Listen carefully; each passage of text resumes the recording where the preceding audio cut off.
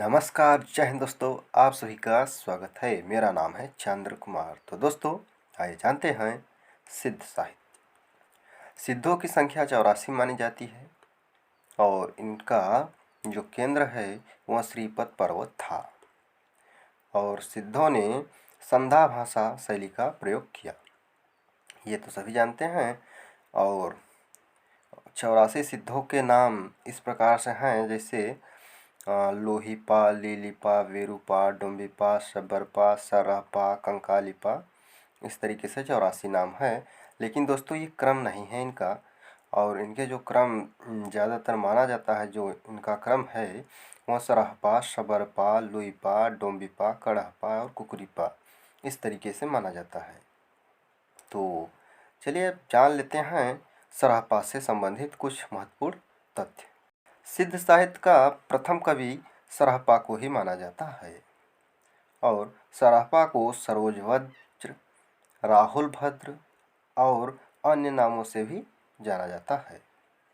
और इनके 32 ग्रंथ बताए जाते हैं, लेकिन उसमें दोहा कोश प्रसिद्ध है।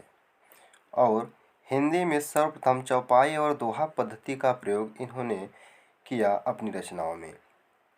और बच्चन सिंह ने लिखा है, आक्रोश की भाषा का पहला प्रयोग सरहपा में ही दिखाई देता है। तो दोस्तों, ये कुछ महत्वपूर्ण बातें थीं, यह तथ्य था। और आइए अब जानते हैं सबरपा से संबंधित कुछ तथ्य। सबरपा सरहपा के शिष्य थे और इनका जन्म 780 ईस्वी माना जाता है। और सवरों की वेशभूषा में रहने के कारण इनको सबरपा लोग कहते थे। और इनका प्रसिद्ध ग्रंथ है चर्यापद।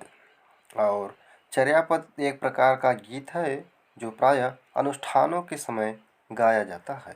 चर्यापद संध्या भाषा शैली के दृष्टिकूट में लिखी गई है और दृष्टिकूट के दोहरे अर्थ होते हैं। सिद्धों के दोहों में मतों का खंडन मंडन होता था और चर्यापदों में सिद्धों की अनुभूति और रहस्य भावना प्रकट हुई है। सिद्धों का दोहो और चर्यापद संत साहित्य में साखी और शब्द में रूपांतरित हो गए। सिद्धों के चर्यापद की भाषा उनके दोहों की तुलना में अपभ्रंश की रूढ़ियों से अधिक मुक्त हुई दिखाई पड़ती है। आचार्य शुक्ल ने लिखा है, कड़हपा की रचनाओं में उपदेश की भाषा तो पुरानी टकसाली हिंदी यानी कि काव्य भाषा में है, पर गीत की भाषा पुरानी बिहारी या पूर्वी बोली मिली है। यही भेद हम आगे चलकर कबीर की साखी रामायणी गीत की भाषा में पाते हैं। साखी की भाषा तो खड़ी बोली राजस्थानी मिश्रित सामान्य भाषा सधुक्कड़ी है, पर रामायणी के पदों की भाषा में काव्य की ब्रज भाषा और कहीं कहीं पूर्वी बोली भी है। लुईपा, इनका जन्म सन 773 ईस्वी में हुआ और ये सरहपा के शिष्य थे। और सिद्धों में लुईपा का सबसे ऊंचा स्थान यानी कि सम्मानजनक स्थान था और लोग मानते भी हैं। डोम्बीपा का जन्म 840 ईस्वी में हुआ और इनके गुरु विरूपा थे। और इनके द्वारा 21 ग्रंथ लिखे बताए जाते हैं, जिनमें डोम्बी गीतिका, योगचर्या और अक्षर द्विकोपदेश प्रसिद्ध है। और कड़हपा, इनका जन्म 820 ईस्वी माना जाता है और ये जलंधर पा के शिष्य थे। और राहुल सांकृत्यायन ने लिखा है, कड़हपा पांडित्य और कवित्व में वे जोड़ थे। और दोस्तों, दोहा कोश का संपादन डॉक्टर प्रबोध चंद्र बागची ने किया है और इसमें सरहपा, तिल्लोपा और कड़हपा के दोहे संग्रहित हैं।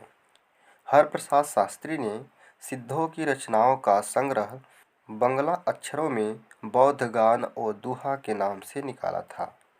तो दोस्तों, आज के लिए इतना ही। वीडियो को लाइक करें और चैनल को सब्सक्राइब करें। मिलते हैं अगली वीडियो में। जय हिंद।